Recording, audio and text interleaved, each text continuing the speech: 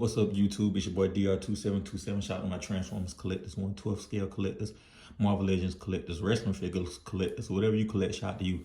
And this week's 2MP and not 10P is Badcube Grump, their version of Gears. And side note, I did not know this figure was so much on the secondary market. Like I Googled or whatever, and somebody said it was like $150. I thought it was lying, but it wound up being like $200. And just shocked me, but it makes sense when I thought more about it. And I think we're trending toward having a conversation about collection, about fandoms, about where we are as a fandom, Transformers MP specifically fandom. I kind of have an idea what I want to say, but I want to kind of lay out some breadcrumbs to kind of solidify my thoughts.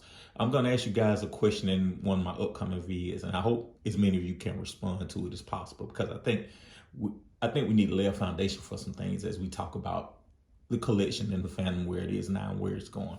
But like I said, this 2MP and not 10P is Badcube Grump, their Gears. And if you don't know, 2MP and not 10P is where we take a look at a figure. It basically says it an MP and not 10P. And so we do the pros and the cons.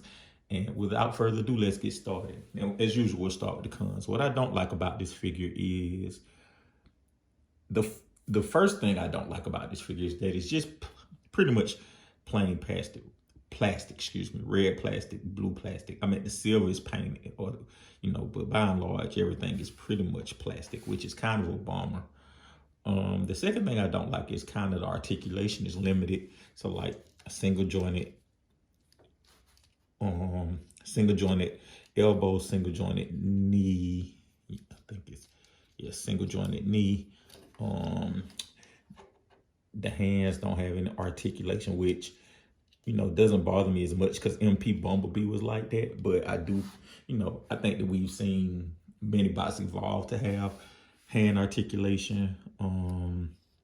That's pretty much those three things. What I do like about the figure is Gears. It looks like Gears. It has the presence of Gears. Cleans up good on the back. The alt mode is decent. Like I never liked the G1 alt mode of Gears. So like I think that they made a realistic version of Gears, and the proportions they did. So like Gears looked stupid as a G1 cartoon. Badcube made him look a lot better. So I do like that about him. The price, I think the price was $60 at the time. It came with the tape accessory, the gun, and I think the welding tools. So pretty much everything that Gears was known for, it came with. So I was fine with that. Of course, kind of some of the other Badcube stuff is built decently. Like I think that, everything's built on here. Like this figure is 4 years old, 4 or 5 years old, maybe. Everything is still solid on the figure. So that part of it is good. So I ultimately am going to say that this is an MP, and I'm being not very forgiving. I'm being forgiving of it because it's a mini bot.